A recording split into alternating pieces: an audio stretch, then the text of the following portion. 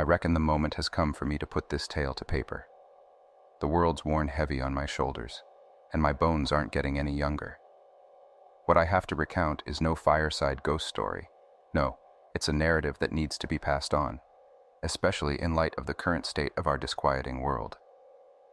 This tale harks back to my salad days with the DNR, the Department of Natural Resources, where we served in a unit affectionately dubbed the Night Stalkers. Our assignment was a peculiar one. It involved handling cases revolving around CZEs, or classified zoological entities. These were beings of the natural world that necessitated extra attention, a dash of diplomacy, and a careful handling that fell well outside the domain of an average park ranger. We dealt with the likes of Sasquatches, merfolk, and dogmen, all entities defying conventional science, demonstrating an uncanny intelligence akin to ours, or posing a significant threat to mankind, requiring our utmost discretion. It wasn't the occasional run-ins that ordinary folks had with these entities that we were concerned with. Oh no, we were on the lookout for incidents that could potentially compromise their existence, or worse, result in negative contact. Situations where industrial developments caused distress to the local CZE population, or hunters actively tried to trap or kill a CZE, or instances where a family or town became the unwilling target of aggressive CZE activities. The case that haunts me even today happened in the fall of '83. I was still a rookie then, wet behind the ears, under the watchful eye of Dylan McCarthy, my mentor, and an undisputed legend in our line of work.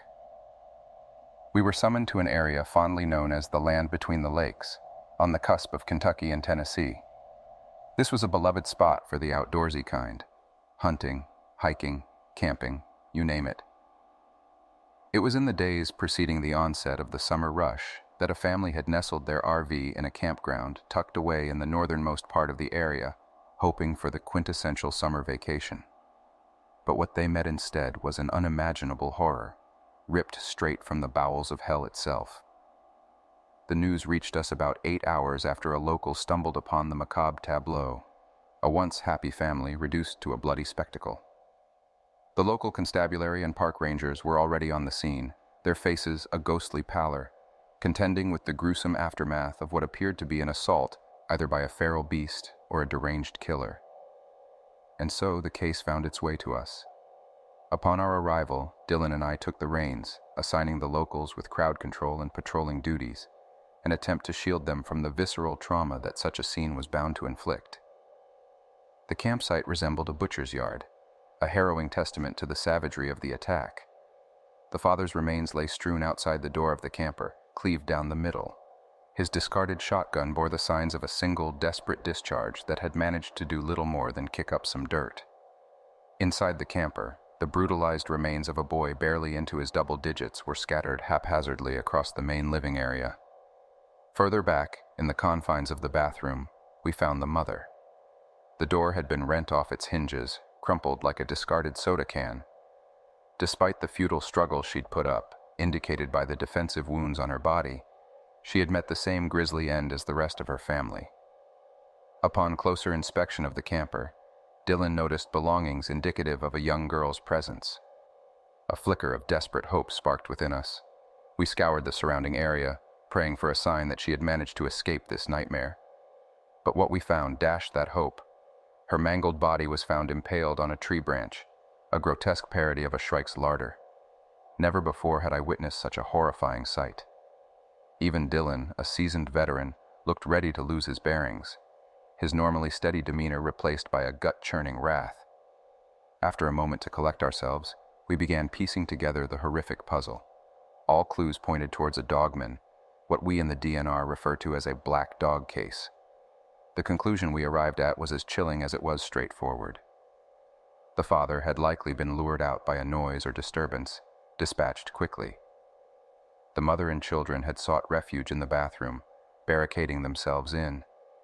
The attacker, or attackers, had then torn the door off its hinges, killed the mother, and dragged the children out to their cruel fate. Dylan was convinced there was more than one dogman involved. This wasn't just a rogue creature. It was a significant threat to the people of the area, and something needed to be done. But what? That was a question for which I had no answers. Once we had ensured that the scene was under control, we retreated to our rented motel in the area. I still remember Dylan that night, pacing the terrace like a restless ghost, a lit cigarette dangling from his lips, his face etched with a grim resolve as he contemplated the daunting task that lay ahead. As the next day dawned, I could not determine if Dylan had managed to catch any sleep, but the intensity in his gaze told me something important was at hand. He spoke about a potential resolution, and despite the uncertainty I felt, I assured him I would do whatever it took to bring justice for the family. His solemn nod confirmed the gravity of our task. I set out to gather provisions for an extended camping trip, securing food, water, and other necessities. We already had tents and lights, along with other outdoor equipment, in our truck. Upon my return, I noticed a bag of evidence from the crime scene that Dylan had prepared. Our journey took us deep into rural Kentucky, where paved roads gave way to gravel and then to dirt. We followed a worn logging trail until we came upon a fenced area designated as protected land. We abandoned our vehicle and trekked further into the wilderness. Dylan seemed to have a purpose for every move, even collecting prairie sage during our hike. When we spotted a sizable jackrabbit, we brought it down, despite my limited skills with a bow and arrow. By the time we reached a suitable campsite, twilight was upon us. Dylan ignited a fire, tossing in some of the collected sage.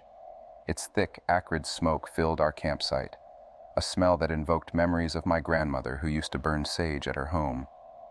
It wasn't until I offered to prepare the jackrabbit for dinner that Dylan revealed the creature was not meant for us.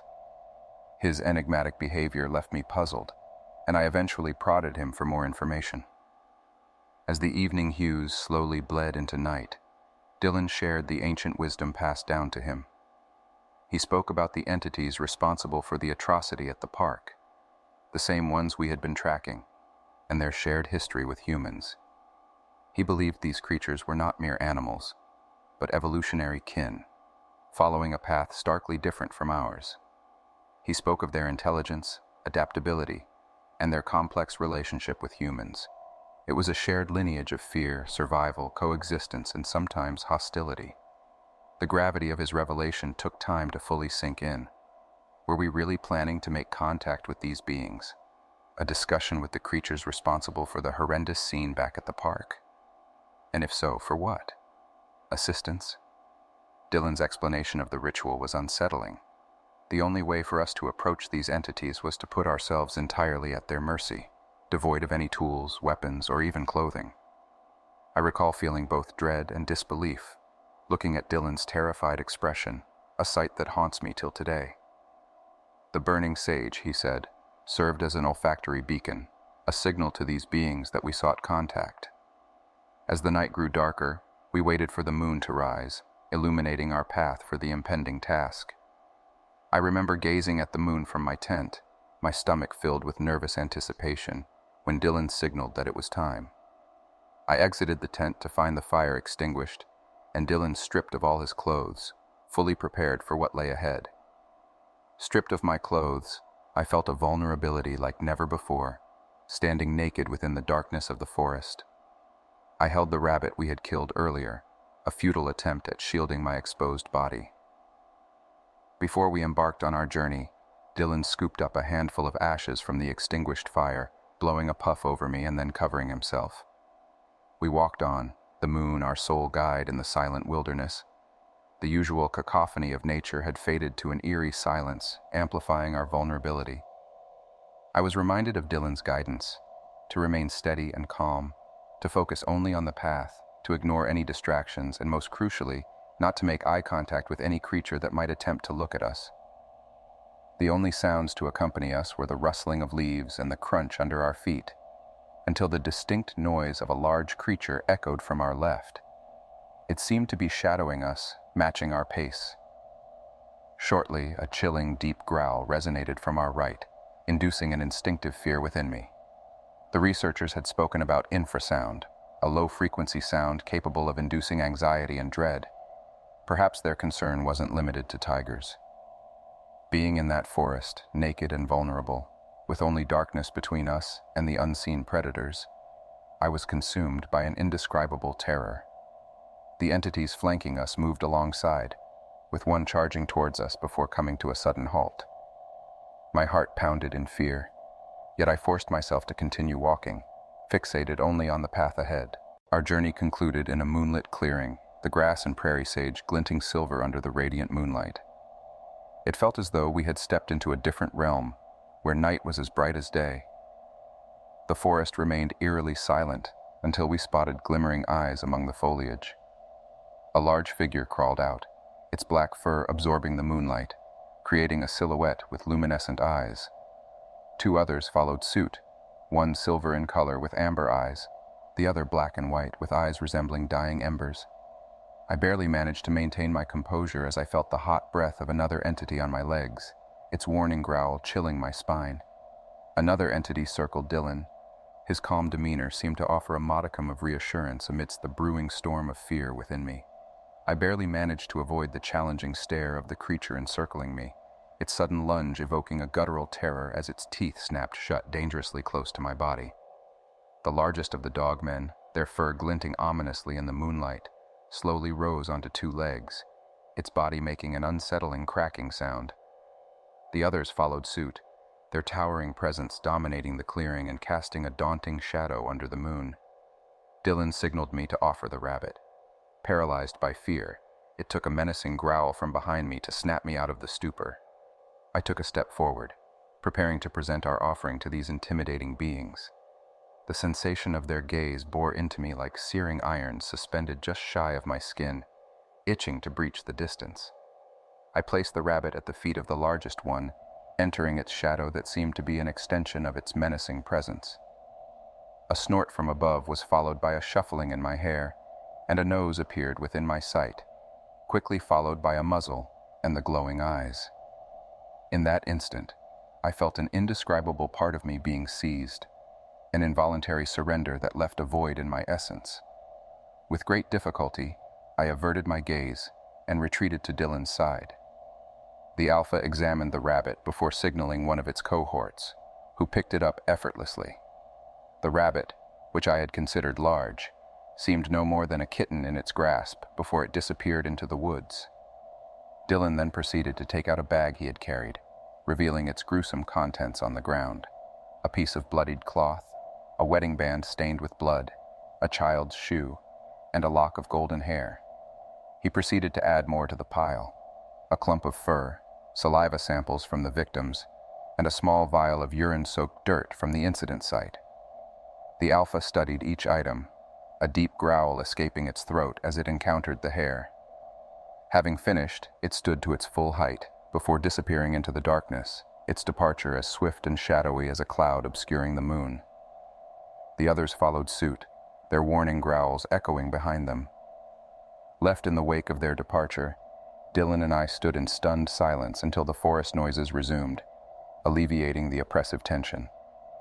As if a colossal burden had been lifted, I felt faint. Dylan took a deep breath, an unusual tremble in his stance, then turned to me with a grin. "I think she likes you," he said, and I almost collapsed with relief. The journey back to the camp seemed twice as fast, a surreal blur. On reaching our camp, we quickly dressed and retired into our respective tents, the echo of my heartbeat a constant reminder of the night's ordeal. In the ensuing days, we remained at the campsite, waiting for any signs of the pack's decision regarding our issue. Dylan shared stories of his past contacts with these creatures, stating that such rituals were performed nationwide with minor variations, all serving the same purpose.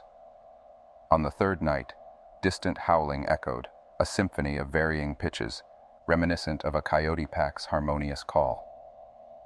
The following morning, we found 3 massive severed hands, lined up meticulously outside our campsite.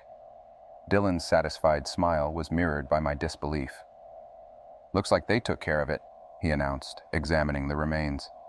They were heavier than they appeared, each different in color and a sinister reminder of their owner's power. Carefully bagging each hand, he mused about how thrilled the lab technicians would be. Apparently, the creatures were scrupulous about collecting their dead, making such evidence a rare find. We then packed up our camp, reported the resolved situation to the appropriate authorities, and set off.